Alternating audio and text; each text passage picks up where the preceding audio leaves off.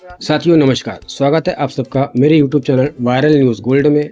साथियों, यदि अभी तक आपने मेरे यूट्यूब चैनल को सब्सक्राइब नहीं किया है तो प्लीज़ सब्सक्राइब करिए और मेरी वीडियो को शेयर करिए ताकि और भी लोगों को ऐसी ही कानूनी जानकारी मिल सके, क्योंकि मैं आप लोगों के लिए ऐसे ही जानकारी लेकर आता रहता हूँ। साथियों, चलते हैं वीडियो पर। साथियों, मृत्युदंड पर भारत की न्यायिक व्याख्या, नियम, प्रावधान और ऐतिहासिक फैसले। भारत में मृत्युदंड कुछ विशेष अपराधों के लिए भारतीय दंड संहिता आईपीसी के तहत निर्धारित किया गया है। इनमें धारा 302 हत्या, जो कि बीएनएस 103 सबसेक्शन 1, धारा 376 ए दुष्कर्म जिसके परिणाम स्वरूप मृत्यु या स्थायी कोमा, और धारा 364 ए फिरौती के लिए अपहरण आदि प्रमुख हैं। धारा 364 ए को 1993 के आपराधिक कानून संशोधन अधिनियम के तहत जोड़ा गया ताकि उन अपराधों को कवर किया जा सके जहां फिरौती के लिए अपहरण किया जाता है और पीड़ित को जान से मारने या गंभीर नुकसान की धमकी दी जाती है। यह धारा विशेष रूप से बढ़ते अपहरण के मामलों को ध्यान में रखकर लाई गई थी, जिनमें अपराधियों द्वारा फिरौती के लिए गंभीर अपराध किए जा रहे थे। 1994 में इसे और संशोधित किया गया ताकि इसमें अंतर्राष्ट्रीय संगठनों या विदेशी सरकारों को प्रभावित करने वाले मामलों को भी शामिल किया जा सके। सबसे विरले मामलों का सिद्धांत। भारतीय न्यायपालिका द्वारा मृत्युदंड का प्रयोग सबसे विरले मामलों के सिद्धांत के आधार पर किया जाता है। यह सिद्धांत बच्चन सिंह वर्सेस पंजाब राज्य के मामले से उत्पन्न हुआ था। इसमें बताया गया था कि मृत्युदंड केवल उन्हीं मामलों में दिया जाना चाहिए जहां कोई सजा अपर्याप्त हो।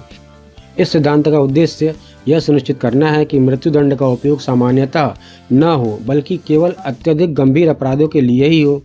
इस सिद्धांत को आगे मच्छी सिंह वर्सेस पंजाब राज्य के मामले में और स्पष्ट किया गया। इसमें न्यायालय ने उन परिस्थितियों को बताया जो सबसे विरले श्रेणी में आती हैं, जैसे अपराध की क्रूरता, उसके पीछे का उद्देश्य, समाज पर उसका प्रभाव और अपराध की निंदनीय प्रकृति। पूर्ववर्ती निर्णयों का विश्लेषण।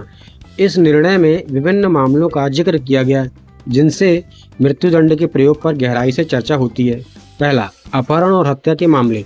उदाहरण के लिए हेनरी वेस्टमुलर रॉबर्ट्स वर्सेस असम राज्य और मोहन वर्सेस तमिलनाडु राज्य जैसे मामलों में मृत्युदंड की सजा दी गई, क्योंकि इन मामलों में मासूम बच्चों का अपहरण और हत्या शामिल था। इन निर्णयों में यह दिखाया गया कि जब अपराध निर्दोष बच्चों का क्रूरतापूर्वक अपहरण और हत्या हो तो यह सबसे विरले मामलों की श्रेणी में आता है। सेकंड, संवेदनशील तथ्यों पर विचार। माननीय न्यायालय ने कहा कि मृत्युदंड देने से पहले दोषी के पक्ष में ऐसे संवेदनशील पहलुओं पर विचार किया जाना चाहिए।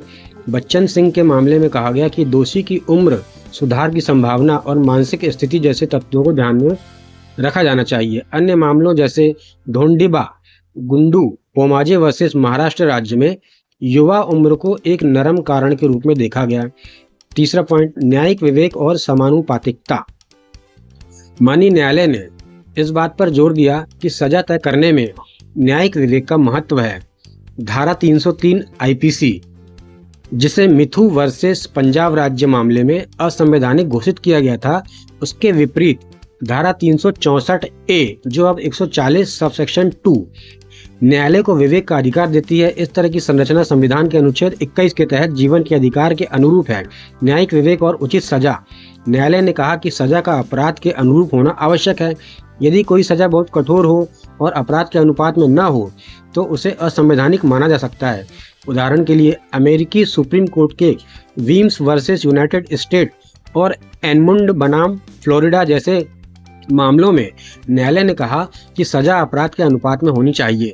सोलेम वर्सेस हेलम के मामले में यह बताया गया कि समानुपातिकता का सिद्धांत न केवल मृत्युदंड बल्कि अन्य सजा के मामलों में भी लागू होता है। भारत में न्यायालयों ने यह भी सिद्ध किया है कि वे सजा के प्रकार पर विधायिका के निर्णय का सम्मान करते हैं, लेकिन यह सुनिश्चित करते हैं कि वे संविधान के प्रावधानों और नागरिकों के मूल अधिकारों के अनुकूल हो। अनिवार्य मृत्युदंड के खिलाफ तर्क। न्यायालय ने बार बार यह कहा कि अनिवार्य मृत्युदंड को संवैधानिक नहीं माना जा सकता। मिथु वर्सेस पंजाब राज्य के मामले में माननीय सुप्रीम कोर्ट ने धारा 303 आईपीसी को इस आधार पर असंवैधानिक घोषित किया कि यह न्यायालयों के विवेक को समाप्त करता है। इसके विपरीत धारा 364 ए अदालत को सजा के चयन का अधिकार देती है, जिससे निष्पक्षता सुनिश्चित होती है। इसकी वजह यह है कि अनिवार्य मृत्युदंड से व्यक्तिगत परिस्थितियों पर विचार करने की संभावना समाप्त हो जाती है, जैसे दोषी के सुधार की संभावना और सामाजिक पृष्ठभूमि। धारा 364 ए में अदालत को यह अधिकार देने से न्याय और निष्पक्षता के सिद्धांतों का पालन होता है। विधायी इरादा और न्यायिक विवेक। धारा 364 ए के पीछे विधायिका का उद्देश्य यह था कि गंभीर अपराधों के लिए सख्त प्रावधान हो जिनका समाज पर गहरा प्रभाव हो सकता है। हालांकि न्यायपालिका का दृष्टिकोण यह सुनिश्चित करता है कि इस प्रावधान का उपयोग सावधानी से हो और यह सुनिश्चित किया जाए कि यह केवल उन मामलों में हो जहां समाज की सामूहिक अंतरात्मा की मांग हो कि ऐसी कठोर सजा दी जाए। जिस निर्णय में अदालत ने दोहराया कि मृत्युदंड का प्रयोग केवल उन्हीं मामलों में किया जाना चाहिए जहां जीवन पर्यंत कारावास का विकल्प अपर्याप्त हो। यह सिद्धांत यह सुनिश्चित करता है कि सजा का निर्धारण मनमाने या अनुपातहीन तरीके से न हो पर प्रत्येक मामले के सभी पहलुओं पर पूर्ण विचार किया जाए। भारत में मृत्युदंड के प्रावधान और उनके न्यायिक व्याख्या से पता चलता है कि इसमें विधायी इरादे, संवैधानिक सुरक्षा और नैतिक मुद्दों का जटिल मिश्रण है। न्यायपालिका ने ऐसे ढांचे को परिभाषित करने में एक महत्वपूर्ण भूमिका निभाई है जो सुनिश्चित करता है कि मृत्युदंड का प्रयोग केवल सबसे विरले मामलों में हो। यह दृष्टिकोण नागरिकों के जीवन के अधिकार की रक्षा करते हुए सबसे गंभीर अपराधों के लिए राज्य के न्यायसंगत उद्देश्य की भी सेवा करता है। तो साथियों, आप सबसे निवेदन है कि ऐसा कोई काम ना करें जिससे